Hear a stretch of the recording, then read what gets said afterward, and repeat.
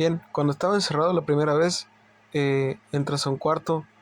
no tiene letras, y luego hay un cuarto con letras. Entré al cuarto D. En el cuarto D había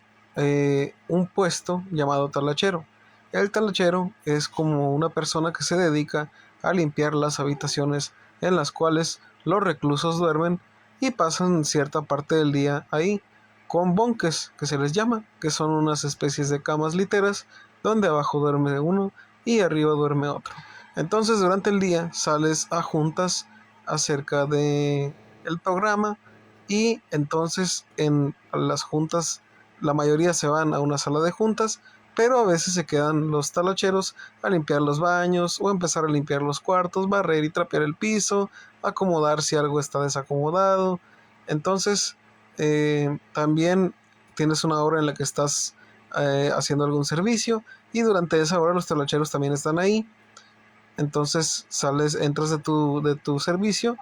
en tu descanso, y el talachero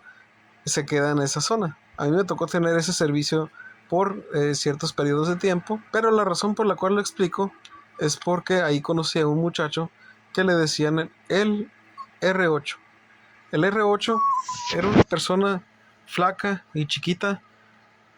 calva, todos eran calvos, pero él era calvo y chico y joven,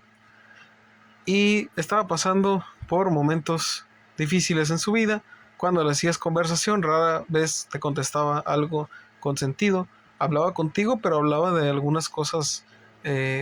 bastante como tan fuertes que se salían de lo que estabas hablando con él, y era muy extraño porque tú esperabas que tuviera cadencia la conversación, pero se entiende que este tipo de comportamientos donde la mente o la conversación fallan, no soy experto para comunicarme, pero cuando tienes problemas de este tipo, viene por los problemas que las adicciones te causan a la hora de querer dejar las sustancias, el consumo crónico, y entonces pues te quedas encerrado y tu mente empieza a mostrarte quién realmente eres, cómo estás, en qué estado te encuentras, y todas estas relaciones que hay de poder en las personas que se dedican ahí dentro a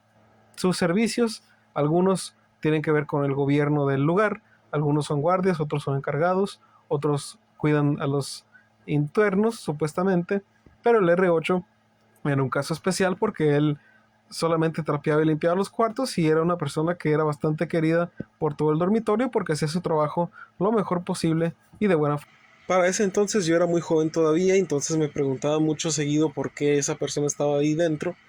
y creía que lo que decía era normal, o que las cosas que él contaba o explicaba, o sus arranquidos donde él reía y era feliz, eran algo eh, coherente o cadente de sentido, o sí, pues con un poco de sentido lo que decía. Pero un día, el encargado del dormitorio en aquel tiempo era también el barbero, y me estaba cortando el cabello, y le dije alguna incoherencia, y le dije que eso decía el R8, y me dijo una frase muy célebre y muy bonita. Me dijo: el R8 está piratita. Y era verdad, o sea, se refería a que estaba piratita porque no estaba bien de la cabeza, pues, debido al consumo de sustancias crónico que padeció en su vida y la difícil infancia que tuvo que tener. Cuando las pocas veces que lo escuché hablar en la tribuna o hablar en público, el R8 contaba historias sin sentido y bastante extrañas, y era muy perturbador porque uno quería escuchar algo que tuviera sentido, pero no lo tenía. Querías escuchar algo que como que lo que le ponías atención sabías que no tenía sentido lo que estaba diciendo. Era un loco en toda la extensión de la palabra, y creo que le decían R8 porque cuando llegó a ese lugar llegó con un brote psicótico fuerte, y él creía que era un carro de carreras, y por eso le decían R8. Algo así recuerdo la historia. Él tendría, yo creo que unos menos de 30 años, pero un poco más de 25, y también era un poco bajito. Aunque el R8 era considerado un 12-4 o un loquito, como se acostumbra a decir, pues debido a ese problema se le tiene un poco más de cuidado, un trato diferente, y aparte era muy servicial, pues cuando había algún problema, eh,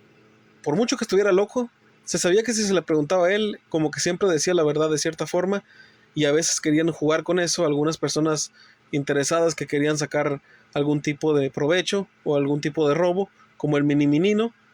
Entonces quería hacer algo malo este mini ¿no? En contra de algún compañero, quería robarle de algún casillero, quería usar alguna cosa prohibida, y él lo ponía o lo acusaba con una autoridad,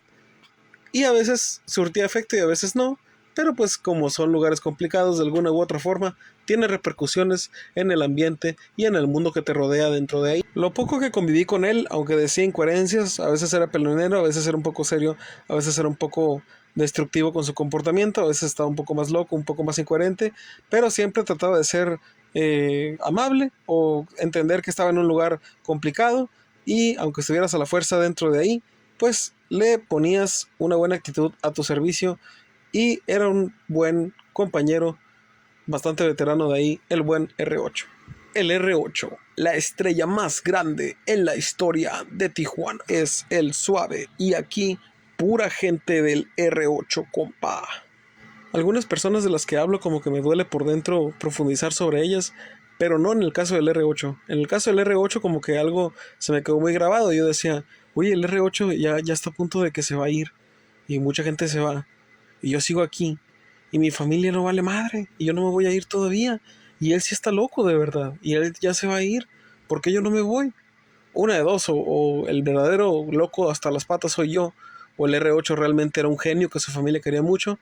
No lo sé, no lo sé, pero qué bien, y donde sea que esté, qué bueno. Y si el R8 era tratado bien, era por el Suave.